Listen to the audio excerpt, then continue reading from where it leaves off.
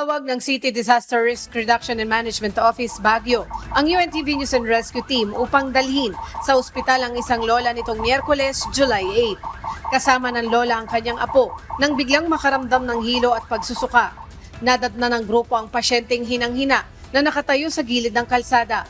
Ayon sa apo niyang si Michelle, nakapag-chat pa ang kanyang lola at sinabihan siyang bilisan na ang pag-uwi dahil iba na ang pakiramdam ng kanyang lola. Nay, May history daw siya, ma'am, ng hypertension. Oo, sige po. Marami siyang pinig. May kasama po siya? Sila Sino ba? po? Sila. Nay, sige Nay, dito tayo Nay ha. Nay ha. Hakbang po, hakbang. Higa po kayo dito. Teka lang. Kamusta po kayo Nay?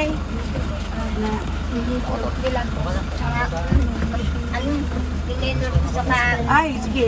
Sige Nay, relax kayo Nay ha. Nay, tingnan ko lang ha. Prepare. 1 to 2 seconds.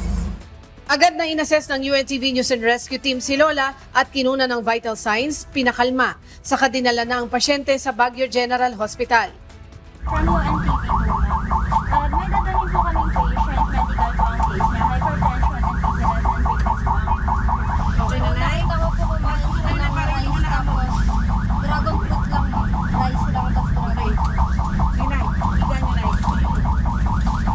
Ay, ito pa Nay ha, para hindi nyo naamoy yung suka Nay ha.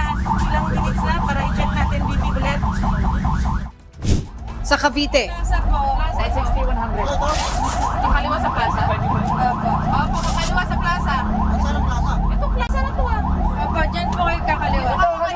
nagbibigay pa ng direksyon ang pasyenteng ito kung saang ospital siya dadalhin dahil sa mabilis sa pagtibok ng puso nito. Sa Carsigma Gymnasium, Cavite, Biyernes, July 4. Napag-alam ang isang nurse ang 35 anyo sa babae at lumapit sa nakastandby na UNTV News and Rescue Team dahil nahihirapan na siyang huminga dahil sa sakit niyang hypothyroidism. Ini-assess siya ng responder at kinuna ng vital signs.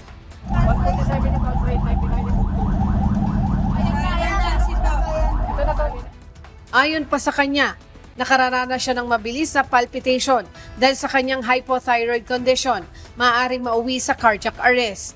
Nilagyan rin ng oxygen ng pasyente para makatulong na umayos ang pakiramdam sa kadinala sa pagamutang bayan ng Carmona para sa karagdagang atensyong medikal. Leslie Widem, UNTV News and Rescue. Diyos ang aming sandigan, serbisyo publiko ang aming pinahalagahan.